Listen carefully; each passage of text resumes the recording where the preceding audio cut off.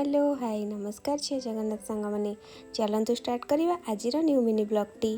fast आज सकाल video बनवाई आज मुझे भूली जाइए माने आज टे कम थी से बनइलिनी मुझे दिन बेले मैंने दिन 11टा है भात बसैया गला बेले वीडियो कथा मन पड़ा वीडियो स्टार्ट कली दिन बेलर रोसई भात पानी बसईदेली आसिक फ्रिज खोलिक देखिली बहुत सारा बासी जिनस अच्छी जोटा कि खियाबार ना कि फिंगा को मन भी पड़नी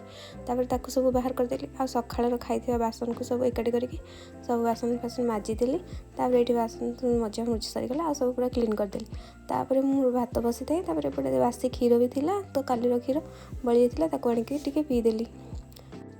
क्षीरटा पी सारापर देखिली डिश रे टी सर लगी तो शीत दिन ये सरटा बहुत बढ़िया कम देव फेस में से डिश सर को बाहर करदेली आज दिन टिके क्षीर अध चामचटे पकईदेकी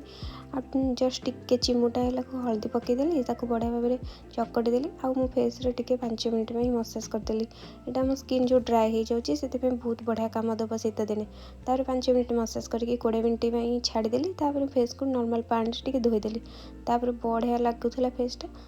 दिन बेलर कम सब सरला छात उपरक आसिली भारी लुगा सुखुला तोली नापी